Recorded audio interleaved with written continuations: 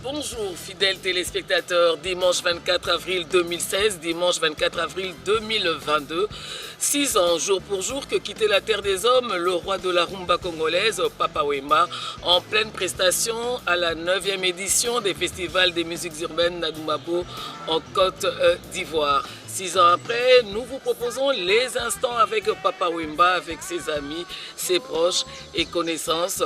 Pourquoi pas que je vous invite à suivre avec beaucoup d'intérêt. Bonjour, je suis Sonny Kamana, un opérateur culturel. J'évolue dans le domaine de la musique.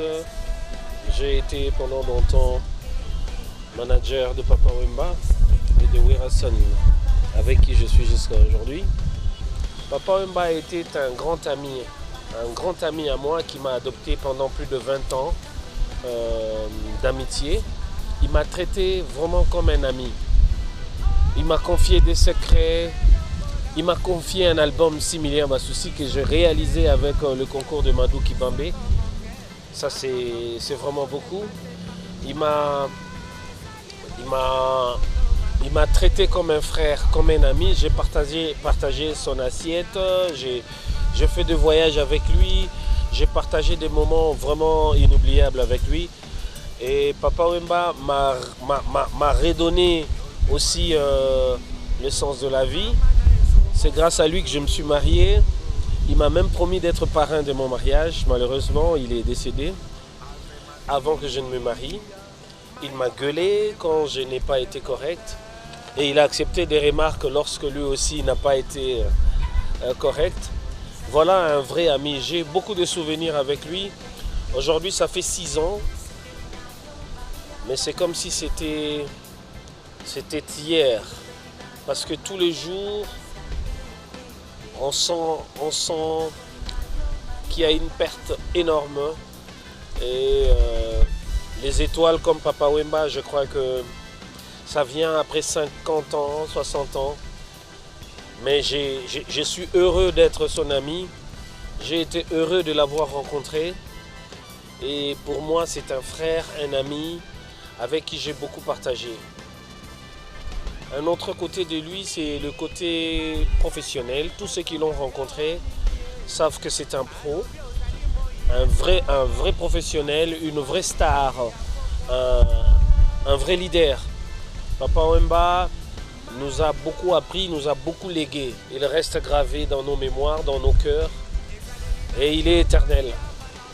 Grâce à son art, grâce à ces bons moments passés ensemble, grâce à tout ce qu'il nous a appris, en tout cas, il est éternel. Pour moi, il est encore quelque part là. Il a dit dans une chanson, Ma que bella Théo. Pour moi, quand j'écoute cet extrait-là, je me dis qu'il va revenir. Et on se verra.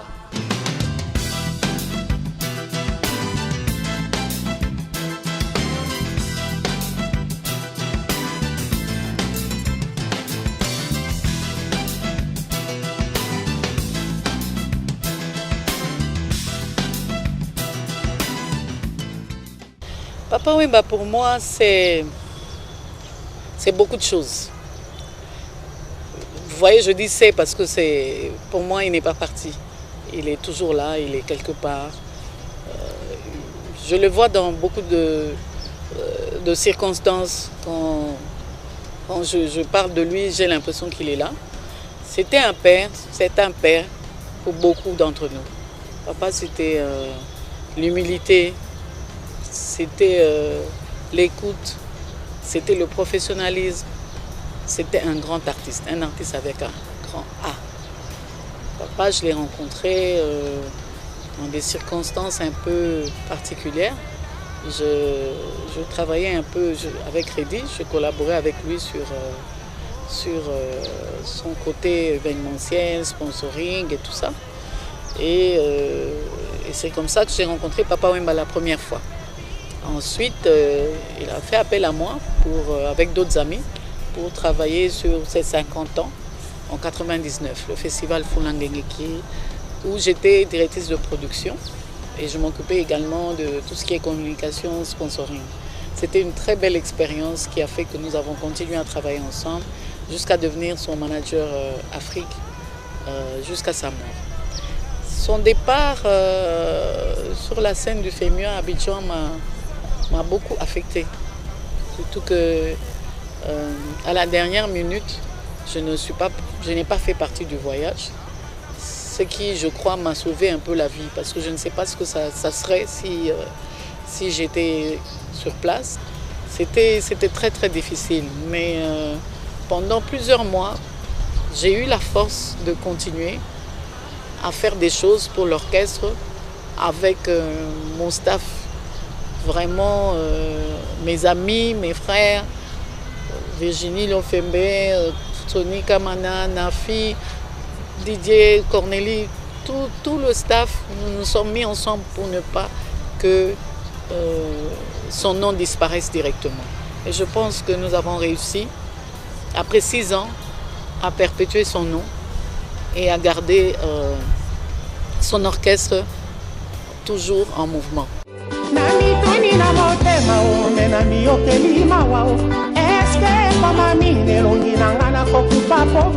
Moi, j'ai commencé à m'intéresser à Papa Wemba au début des années 1970. Si je ne m'abuse, c'était en 1972. Et il était devenu tout de suite mon idole. J'ai commencé à m'intéresser à ses chansons. Et chaque fois qu'il intervenait à la télé, vraiment, je m'accrochais à la télévision pour le suivre. Si bien que j'ai mémorisé presque toutes ses chansons au début. Parce qu'en 1977, j'étais en 5e année des humanités. Au collège Elikia, nous avions un coin lors de la récréation. Nous qui aimions la culture, nous qui aimions la musique, on se retrouvait dans un coin là-bas. On parlait de la musique, on parlait des orchestres, on parlait des vedettes de la chanson et tout ça. Alors, parmi nous, il y avait beaucoup de gens qui connaissaient Papa Wemba et qui s'intéressaient à la carrière de Papa Wemba déjà à l'époque, dans Viva la Musica et tout. D'ailleurs, à partir du Sifi de Collé déjà, quand il a commencé à connaître un grand succès aux côtés de Voloko, Mavoula Bozi et tout ça, et dans Yoka le Collé et tout ça. Là, c'était déjà l'apogée. Alors, nous tous qui aimions, curieusement, nous tous qui aimions Papa Wemba, nous nous retrouvions dans ce coin-là. Et de temps en temps, on chantait et tout, on interprétait quelques-unes de ses chansons lors de la récréation et tout. Et parmi nous, il y avait quelqu'un qui habitait Matongé. Donc, il s'appelait Massamba, lui il était finaliste, il était en 6e année, nous on était en 5e année des humanités, 6e année littéraire, nous 5e année littéraire. Alors, il m'a écouté un jour, il me dira, mais toi tu chantes bien, je voudrais te présenter à Papa Wemba. Parce que j'avais presque le timbre de Papa Wemba. On est allé le voir et tout ça, c'était un samedi après-midi.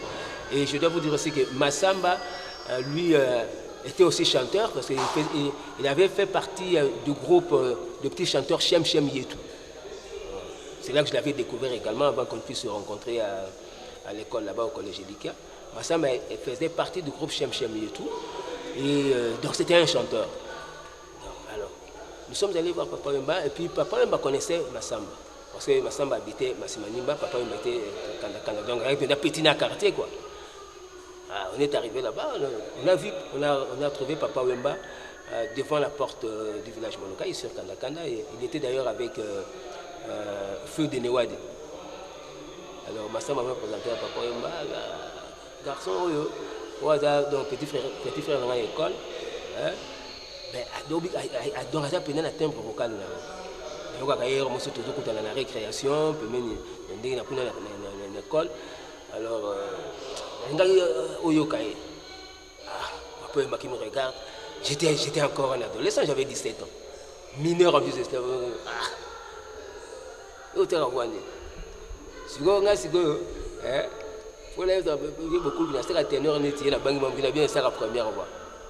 Ah, mais tu es encore élève, non? Oui, je suis encore élève et tout ça. Aujourd'hui, 6 ans après, je crois que nous devons tout faire pour que ce grand artiste ne soit pas oublié. D'ailleurs, je me rappelle, il y a 2 ans, l'Union africaine, si je ne m'abuse, avait décidé de faire de la date de sa mort, date où on célébrerait la musique africaine. J'ai profité de l'occasion pour demander à notre gouvernement de faire en sorte que tout soit formalisé afin que cette date-là soit officialisée au niveau de l'Afrique, au niveau de l'Union africaine. Et à part cela, je crois que à sa mort, le gouvernement de l'époque avait promis de faire un mausolée en mémoire de l'artiste. Je crois que ce projet-là est aujourd'hui dans les tiroirs. Si le gouvernement actuel peut réveiller ce projet afin qu'il soit concrétisé, ce sera une bonne chose parce que nous avons perdu quelqu'un de grand que nous devons toujours honorer dans ce pays. Et d'autres m'appellent Bokulaka.